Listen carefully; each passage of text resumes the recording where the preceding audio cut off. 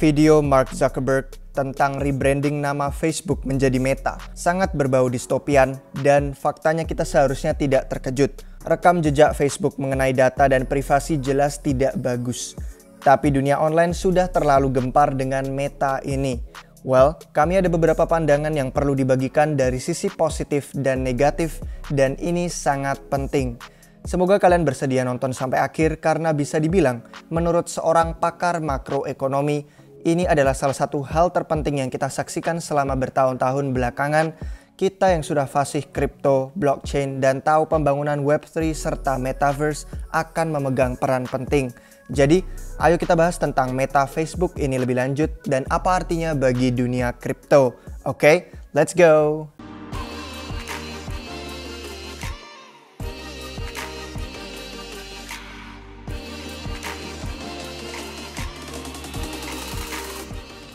Hai guys, selamat datang kembali di Republik Rupiah. Jika kalian baru di sini dan belum tahu, kami bukan penasihat keuangan. Kami adalah peneliti dan investor yang punya passion akan finance dan kripto. Informasi yang kami bagikan bukan nasihat keuangan, melainkan sekadar informasi edukasi. Jadi saat acara Connect 2021, Mark Zuckerberg memperkenalkan Meta yang menyatukan aplikasi dan teknologi mereka di bawah satu merek perusahaan baru. Fokus Meta adalah menghidupkan Metaverse dan membantu orang terhubung, menemukan komunitas, dan mengembangkan bisnis.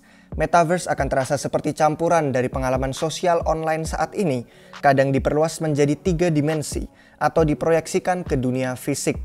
Ini akan memberikan kita pengalaman mendalam dengan orang lain, bahkan waktu kita tidak bisa bersama mereka, dan bisa melakukan hal-hal bersama orang yang tidak dapat dilakukan secara dunia fisik. Ini adalah evolusi berikutnya dalam garis panjang teknologi sosial. Di konferensi Connect tahunan ini, mereka mengeksplorasi pengalaman di Metaverse selama dekade berikutnya, mulai dari koneksi sosial, hingga hiburan, game, kebugaran, pekerjaan, pendidikan, dan perdagangan. Mereka juga mengumumkan alat baru untuk membantu orang membangun Metaverse ini, termasuk Presence Platform, beserta suntikan dana investasi $150 juta dalam pembelajaran imersif untuk melatih generasi kreator yang berikutnya. Struktur perusahaan Meta tidak berubah, namun mereka akan mengubah cara pelaporan keuangan. Perdagangan saham mereka juga akan berada di bawah ticker baru yang sudah dipesan, yaitu MVRS, pada 1 Desember. Tapi ya sejauh pengumuman Meta itu, cara mereka menggunakan atau membagikan data pengguna seperti kita akan tetap sama. Jadi apa sih arti kata Metaverse yang sering kami sebutkan belakangan ini?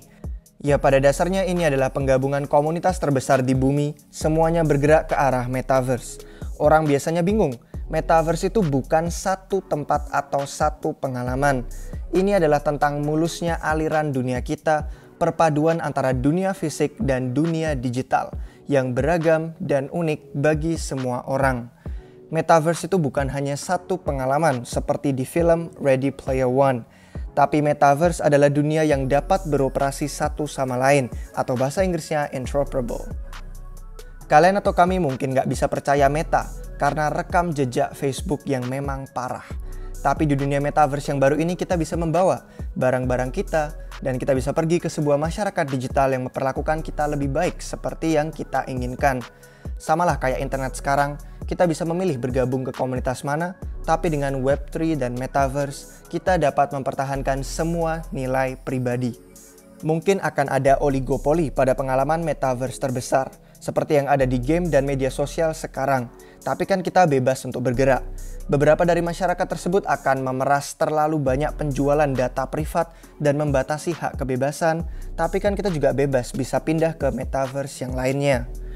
Apple sedang membangun AR dengan kecepatan yang menakjubkan dan akan bertindak sebagai perantara antara Metaverse secara fisik dan virtual penuh. Kalian mungkin juga tidak percaya Apple, tapi ya itu tidak apa-apa. Metaverse bukan merupakan satu dunia tunggal. Sekali lagi, ini seperti negara berdaulat yang digital, tapi tidak akan ada batasan negara fisik. Ada terlalu banyak orang yang membangun pengalaman lain yang akan membentuk bagian dari Metaverse yang mungkin lebih baik, tidak monopolis dan tidak korporatis. Kalian bisa pilih apa yang cocok untuk kalian. DAO atau organisasi otonom desentral, jika kalian sudah nonton episodenya di channel kami pasti paham. Ini akan menciptakan peluang untuk pemerintahan yang egaliter. Pengalaman Metaverse lain mungkin akan bersifat otokratis, yaitu tidak apa-apa. Kita punya banyak pilihan. Pilihan yang lebih mudah daripada memilih di dunia fisik. Dan semua ini dimungkinkan karena kata kunci yang digunakan Mark Zuckerberg di video Meta, interoperabilitas. Barang fisik dan partisipasi kita dalam masyarakat digital akan menjadi kripto, NFT, dan token sosial. Semuanya akan berjalan di blockchain. Tapi jangan salah paham, Meta Facebook ini adalah cara untuk membawa miliaran orang ke dunia teknologi ledger terdistribusi ini.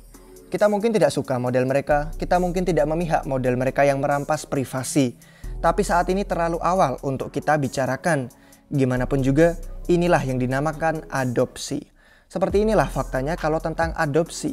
Mungkin bukan melalui cara yang kita idamkan atau inginkan, tapi memang seperti itu kenyataannya.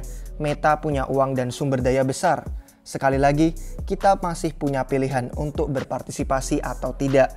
Beda dengan dunia fisik, pendapat kalian tentang Meta hanyalah soal di mana kalian bergaul. Orang lain akan memilih untuk pakai Meta dan yaitu pilihan mereka. Kalian mungkin tidak suka faktanya, ya memang sulit. Orang yang belum paham kripto dan blockchain sudah kenal Facebook, jadi mereka tidak skeptis sama Meta. Kita yang ada di sini lebih paham masa depan yang baik itu seperti apa. Kalian punya pilihan untuk membangun atau berpartisipasi dalam serangkaian pengalaman metaverse yang berbeda. Misalnya mungkin Epic Games, itu cocok buat kalian, atau mungkin tempat lainnya lebih cocok. Ada beberapa proyek hebat di kripto yang membangun metaverse yang kami bisa bagikan ke kalian, seperti ada The Sandbox. Ada Decentraland, ada Crypto Voxels, atau ada Wilder World. Atau apapun selera kalian yang lain masih ada banyak. Tapi intinya semua ini tidak bisa ada tanpa kripto dan blockchain. Tanpa itu, metaverse hanya suatu permainan tertutup. Kalau masih ada orang yang berpikir kripto tidak punya nilai, mereka salah.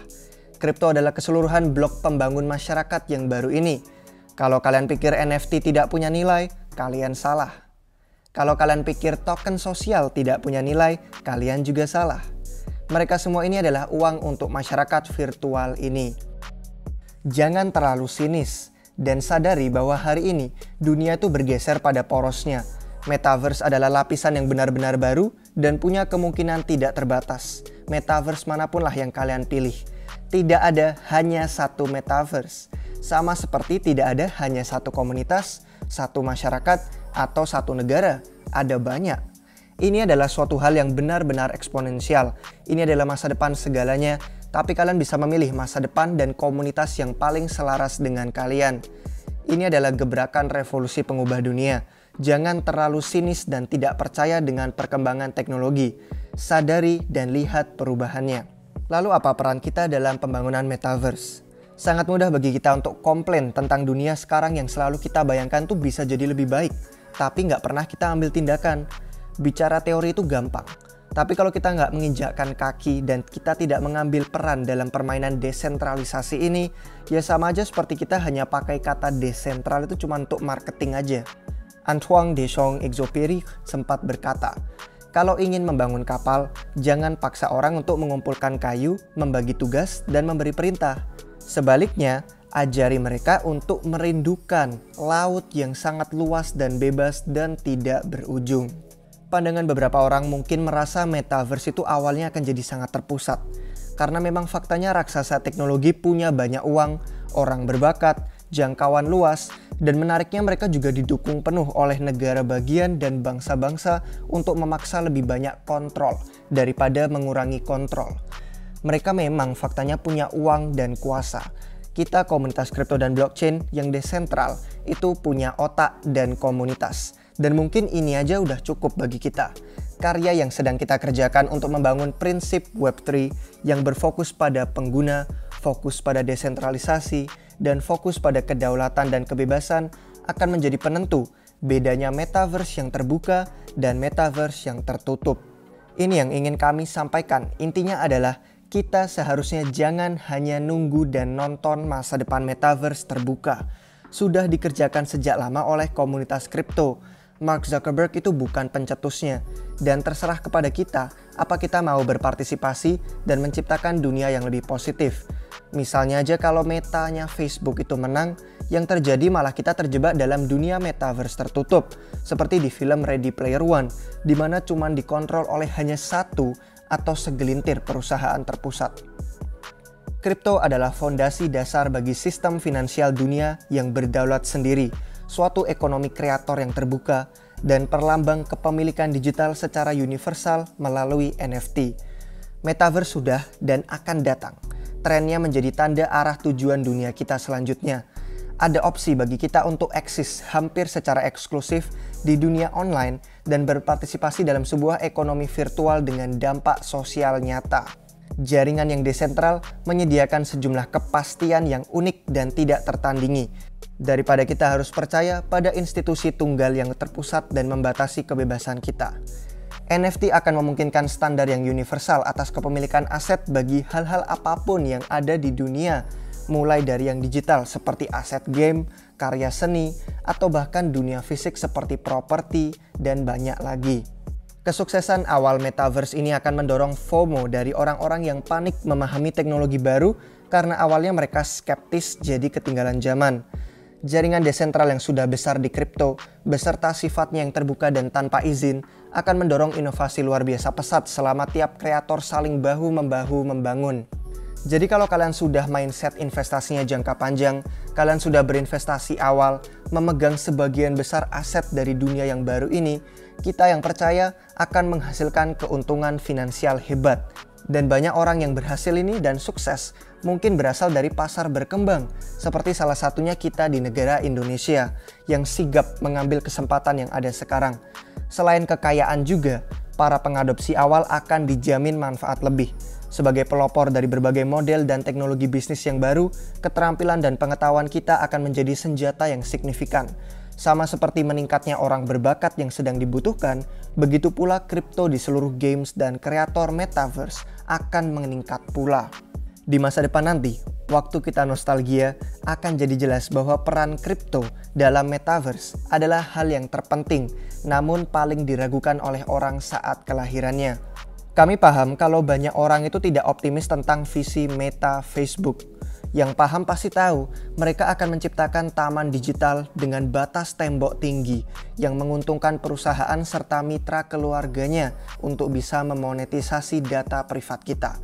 Meta bahkan sampai berkomitmen dengan tujuan ini, sampai perusahaannya mengumumkan rencana untuk mempekerjakan 10.000 orang hanya di Uni Eropa aja. Tapi sisi positifnya kalau kita mau optimis, Meta akan sangat mempercepat tingkat perkembangan metaverse. Selain itu, karyawan yang nanti bekerja untuk Meta, siapa tahu akan masuk ke dalam dunia kripto, memercikkan potensi aliran orang yang berbakat dan paham yang punya visi desentralisasi dengan metaverse yang lebih terbuka. Dan bahkan lebih penting lagi, jaringan kripto seperti Bitcoin dan terutama yang sedang mendominasi Ethereum itu dengan pesat akan mendekati suatu level di mana mereka bisa bersaing dengan raksasa teknologi yang sudah ada. Inilah kenapa kami di Republik Rupiah selalu mengutamakan mindset jangka panjang untuk ekosistem yang memang desentral dan memang berfundamental baik. Semoga sekarang kalian paham akhirnya dengan visi yang lebih penting. Tidak ada waktu untuk kita habiskan mengkhawatirkan koin atau token micin yang tidak jelas yang hanya untuk berjudi jangka pendek.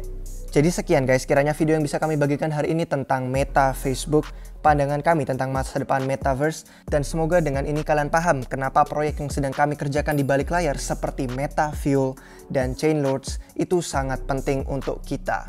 Kalau kalian bingung aksi dan tindakan apa yang bisa kalian ambil sekarang untuk mulai berperan dalam pembangunan Metaverse, bergabunglah bersama kami di Meta Fuel dan bergabunglah bersama kami di Chainlords. Semua linknya akan kami sediakan di deskripsi dan mari kita bersama-sama membantu masyarakat dan komunitas Indonesia untuk paham bahwa ini adalah revolusi penting. Saatnya kita untuk bangkit membangun masa depan dunia yang lebih baik untuk anak kita, cucu kita, dan generasi yang selanjutnya juga.